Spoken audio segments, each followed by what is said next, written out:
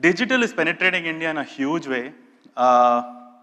TV is dipping in growth. Of course, there are a lot of verticals where some of them is, of course, TV is going well in India right now because of e-commerce.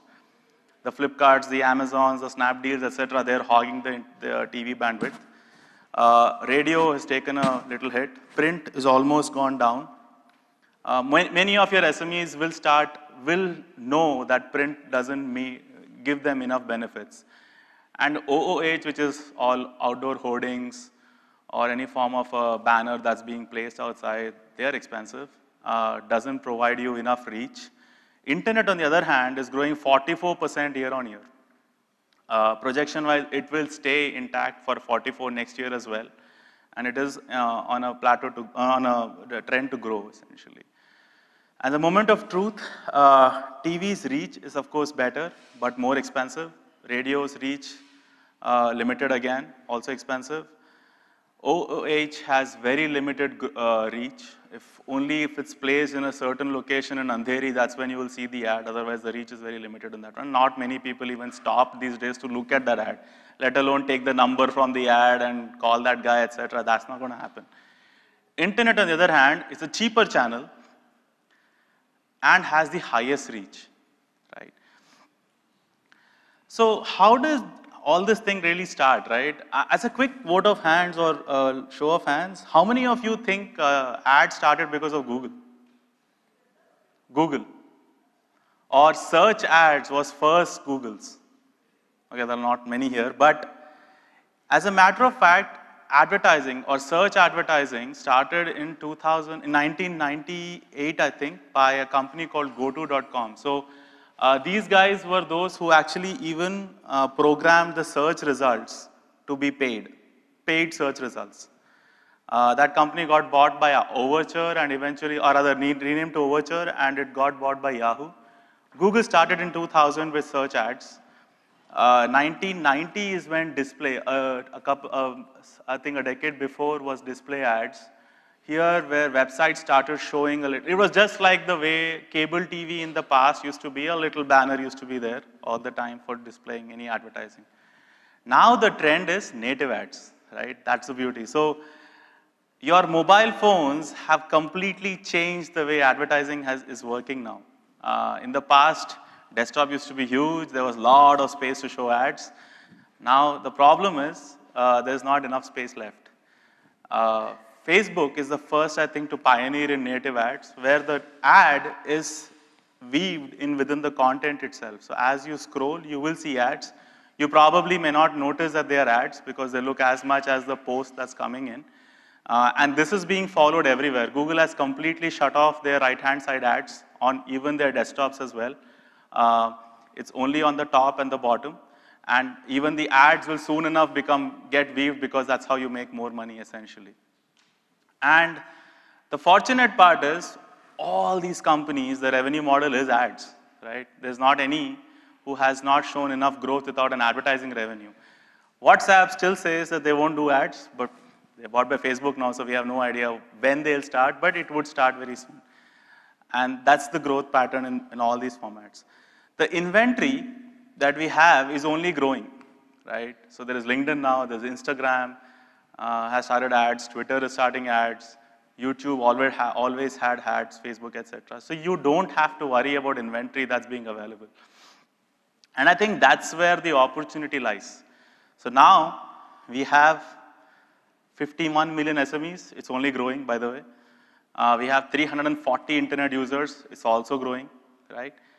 And now we need to just do this website such that it gets to the audience and gets them business as well. So in addition to the one-time cost that you probably are charging, or probably you have an AMC with the customer for your website as well, start doing a monthly recurring advertising revenue from them.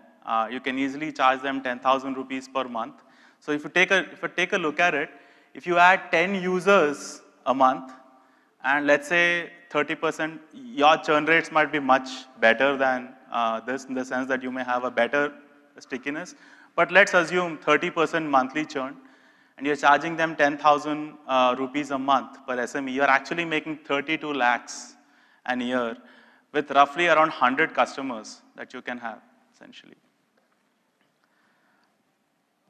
So instead of ad terminology like clicks, these jargons that you would use, clicks, visits, CPC, CPM, don't talk this language with SMEs. They usually are very confused, and mostly the case is that they really want leads, right? So let's talk in terms of leads, that your website will get you leads. Your website will not accrue visits. Of course, it will accrue visits, but your website will get you leads, and that's kind of the terminology that we should use so that this website starts becoming beneficial to them, and it's adding to their profit center and not cost center. And you need to show them just that.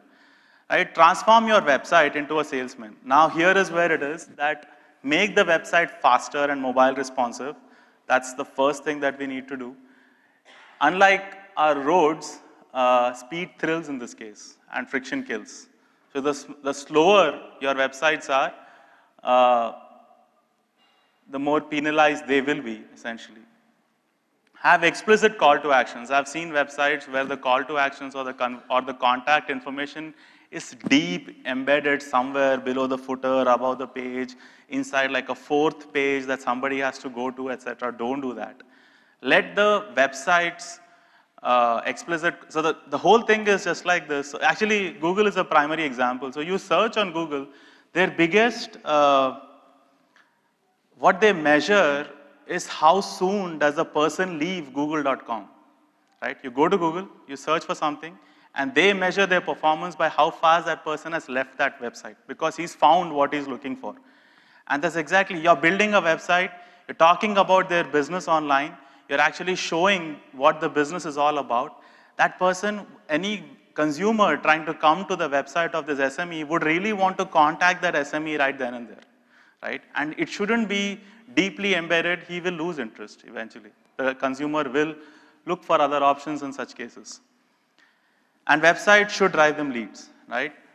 You need to show them how these leads are coming in as well. There are multiple ways of doing this. Couple of ways are, if you do only online inquiries, then they have to be accessing emails all the time. If you have their phone number listed, you have no way of figuring out whether the phone call was driven because of the website, etc. And so people use the concept of virtual numbers at times. Again, it's a good indicator. It actually has a merit to it, because now you can actually track the phone calls that are coming in as well. But I have faced the biggest problem with SMEs saying that मेरा number आप replace कर रहे हो online, वो number आप छोड़ दिया तो किसी और को जाएगा, and I don't want to lose that. So that's a big friction you would have when you want to tell the person that I'm not showing your actual number, I'm showing you a third number, and that's going to be a friction.